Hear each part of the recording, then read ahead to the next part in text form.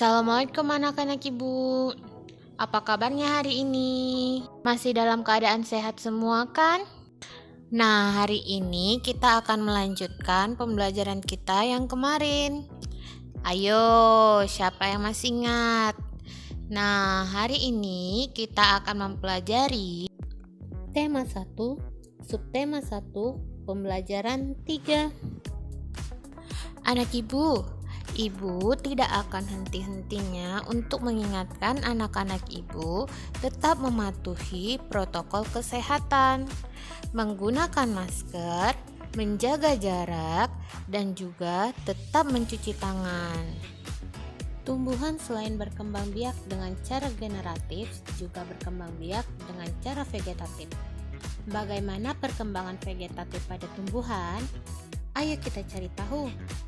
Di pembelajaran 1 kemarin, anak-anak sudah mempelajari cara perkembangbiakan tumbuhan secara kawin atau biasanya kita sebut dengan generatif.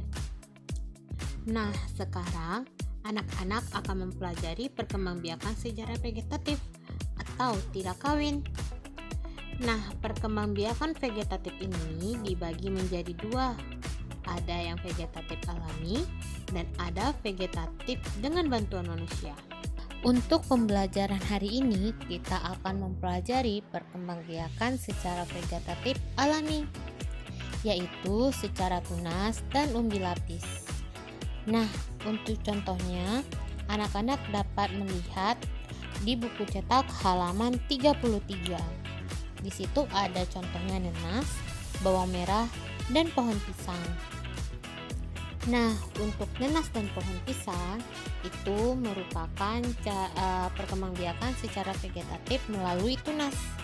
Untuk nanas, cara perkembangbiakan tunasnya dengan cara daun yang ada di atas nanas itu kita patahkan dan kemudian kita tanam.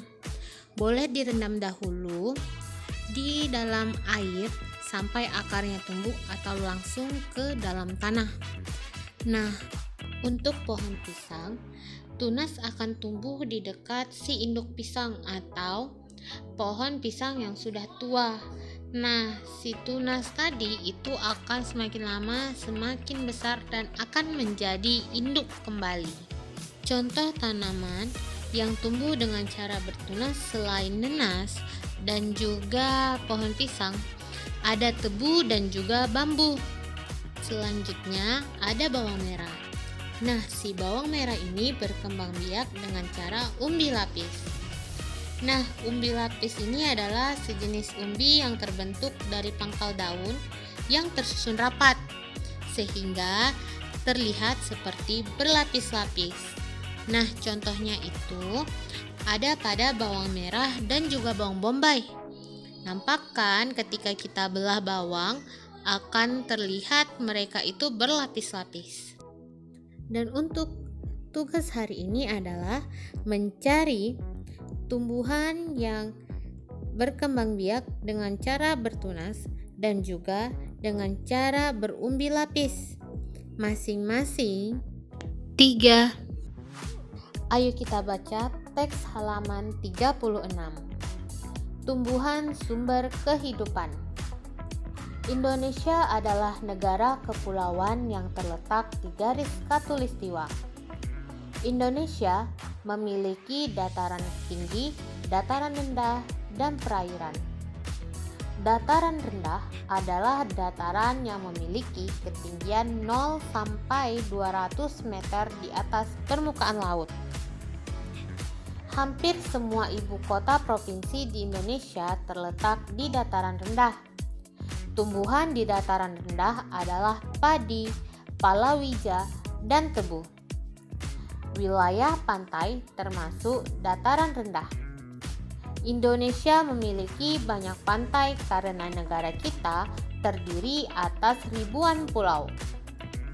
Tumbuhan di wilayah pantai adalah kelapa, bakau, dan ganggang. Dataran tinggi adalah dataran luas dengan ketinggian lebih dari 200 meter di atas permukaan laut.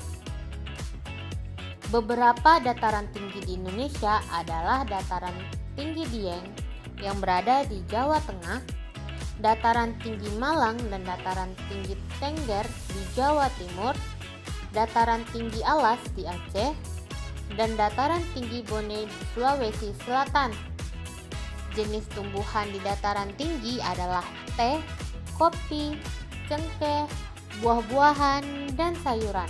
Cukup sekian pembelajaran kita hari ini. Sampai jumpa di pembelajaran selanjutnya.